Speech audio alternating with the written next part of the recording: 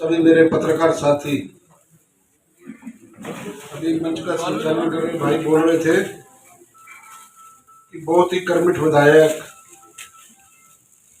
दिन रात काम करने वाले, ये भी एक विधायक की क्वालिटी हो गई। ये भी एक क्वालिटी में गिना जाने लगा कि अगर वो समय रहते काम कर रहे तो ये भी क्वालिटी है। ये ताली बताने जाने का विषय नहीं है कि आप लोगों ने चुना है, जनता ने चुना है, ये उसका दायित्व है, ये क्वालिटी नहीं है। ये एक दायित्व है कि वो सब सामाजिक धार्मिक कार्यक्रमों में शिरकत करे, स्थानीय है तो सुख दुख में जाए और कार्यक्रमों में जाए, लोगों के सुख दुख में शरीक हो। ये क्वालिटी नहीं है, ये उस नाते से आप लोगों ने चुना है। तभी तो आपने विपक्ष के विधायक को नहीं चुना, वो आपके बीच में नहीं रही। तो ये क्वालिटी नहीं है, ये एक जिम्मेवारी है, जो हमारी जिम्मेवारी है, उस जिम्मेवारी का निर्वहन करने के बतौर आपने यहाँ तक पहुंचाया है। आज के इस श्रमजीवी पत्रकार संघ के कार्यक्रम में मैं रहता जरूर आधा घंटा और कि माननीय मुख्यमंत्री जी का अचानक कार्यक्रम बन गया है और वो गांव कुलपुरा के पास एक टेम्परेरी हेलीपैड बनाया, वो सहारनपुर से आ रहे हैं। तो प्रोटोकॉल है कि जब जिले में मुख्यमंत्री आए तो स्थानीय विधायकों को रहना होता है, उस नाते से मेरे को निकलना पड़ेगा। अदरवाइज मेरे पास इनके बाद कोई कार्यक्रम है नहीं, खाली कोई कार्यक्रम नहीं है। अगर आपका कार्यक्रम चलता है और मुख्यमंत्री चले फिर आ जाऊंगा।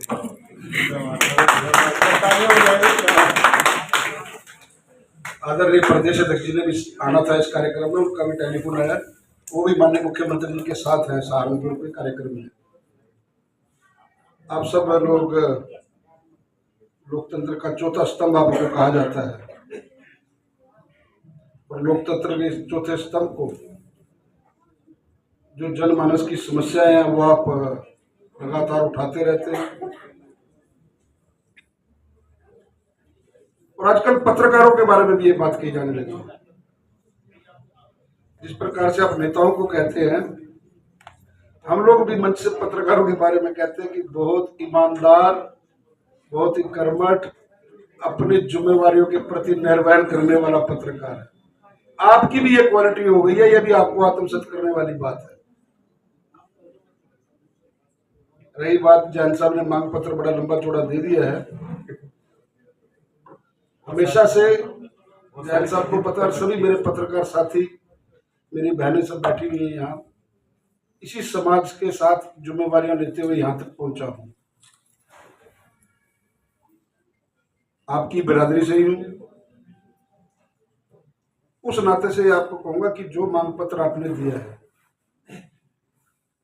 कि हाँ, पॉलिसी जो बनती है वो सारे पत्रकारों के लिए, आपके नाम चाहे अलग अलग हो या आपके संघ के नाम अलग अलग हो, लेकिन दायित्व सब पत्रकारों का एक ही है। सरकार की अच्छाइयों को जनता के सामने रखना, सरकार की बुराइयों को जनता के सामने रखना। हम अच्छा काम करेंगे तो आप अच्छा लिखते हैं, हम गलत करते हैं तो आप गलत लिखते हैं। जनता की मूलभूत सुविधाएं उनको कैसे मिले, उनसे वो महरूम ना रहे, उसको आप लगातार उजागर करते हैं। काम सब पत्रकारों का एक ही है, कोई पत्रकार बड़ा और छोटा नहीं होता। किसी का प्लेटफॉर्म बड़ा होता है, किसी का छोटा होता है। कोई माँ के पेट से सीख के नहीं आता, छोटे से ही बड़ा बनता है। और आपके बीच में से लोग निकल निकल करके आज जो बड़े पत्रकार बने हैं। लेकिन एक मेरा निवेदन है आपसे, वो निवेदन कितना मानते हैं आप लोग ये जरूर देखिए, या समझते हैं कि इस पत्रकारिता की होड़ के अंदर, इस पत्रकारिता की होड़ के अंदर अपनी कलम की लेखनी, उसके साथ समझौता मत करिए। अभी पीछे एक पत्रकार संघ का कार्यक्रम था तो उसमें मैंने एक बात कही थी, वही बात दोहरा करके मैं आपके अपनी बात समाप्त करूंगा। एक पत्रकार साथी को किसी ने एक साइकिल भेंट कर दी, तो साइकिल भेंट कर दी तो वो घर लेके गया साइकिल। तो घर वाले ने कहा कि भाई आप साइकिल तो ले आए हो, लेकिन इसके पीछे कैरियर नहीं है, तो बच्चों को स्कूल कैसे छोड़ के आओगे? उसने कहा तो बात बिल्कुल ठीक है। उसके बाद अगले दिन वो जाता है साइकिल की दुकान पर, तो उसको कहता है कि इसमें कैरियर लगा दे। वो उसमें कैरियर लगा देता है। पत्रकार अपना काम करके शाम को जब आता है, वो साइकिल उठाता है, घर ले आता है। जब स्टैंड लगाने लगता है तो देखता है स्टैंड नहीं है। उन्होंने कहा जी कैरियर लगाया और स्टैंड उतार दिया। वो अगले दिन सवेरे फिर दुकान पे जाता है, कहते भी मैंने आपको कैरियर लगाने के लिए कहा था, स्टैंड लगाओ, तो स्टैंड क्यों उतार दिया। उसने कहा मुझे पता है आप पत्रकार हो, अगर कैरियर बनाओगे तो स्टैंड नहीं ले पाओगे, और अगर स्टैंड लोगे तो आपका कैरियर नहीं बनेगा। ये दो चीजें। अब आपने कैरियर बनाना कि स्टैंड लेना, ये मैं आपके ऊपर छोड़ता हूं। ईमानदारी के साथ अच्छा काम करने वाले नेता को, अच्छा काम करने वाले व्यक्ति को आप प्रोत्साहित करें। आपकी कलम में बहुत ताकत है। जनता की आवाज आप उठाते रहे, जनता को समर्पित रहे।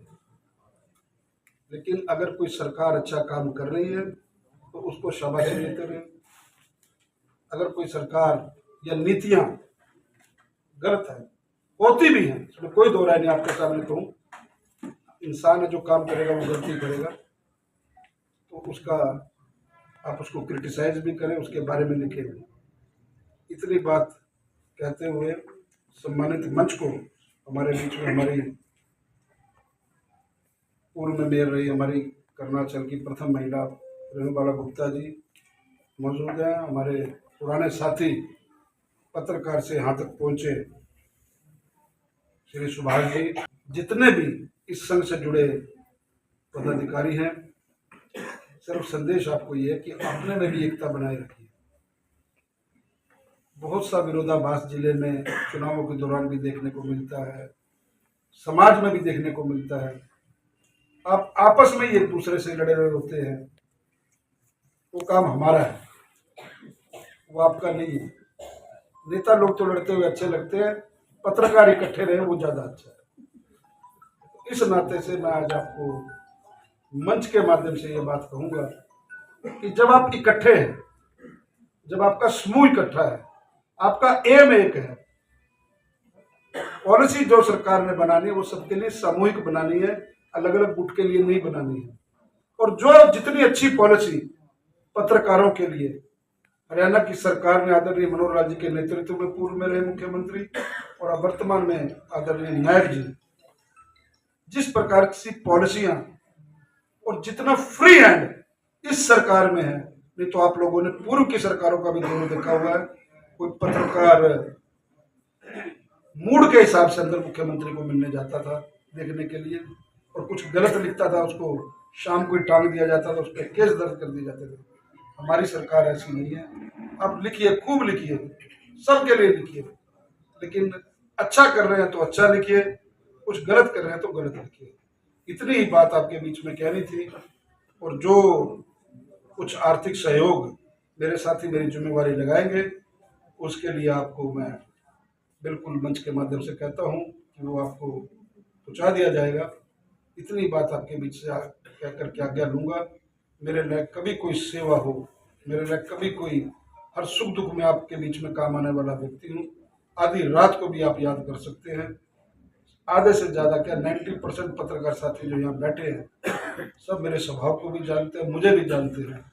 आपके लिए मेरे दरवाजे सदैव खुले हैं, आधी रात को भी खुले हैं। इन्हीं शब्दों के साथ मंच को भी अपनी भावनाएं समर्पित करते हुए और सभी मेरे पत्रकार साथी जो मेरे सामने बैठे हैं उनको भी हाथ जोड़ के नमस्कार करते हुए आपसे विदा लेना चाहूँगा। बहुत बहुत धन्यवाद। जय हिंद। हाँ जी मैम। हाँ जी सर। हाँ जी सर। हरियाणा की ओर से जोरदार तालियों से ये सम्मान आप सभी तरफ से। हाँ जी मैम। हाँ जी सर, एक बार देखना इसमें। हाँ जी सर, एक बार सभी देखना। मैम एक बार हाथ नीचे करना। Okay sir. मैम एक बार। हाँ जी मैम। देखो भी जो स्पॉन्सर होते हैं उनको मान सम्मान दिया यस सर। ताकि आगे भी कार्यक्रम करने हैं तो आपकी उस राशि में दुगनी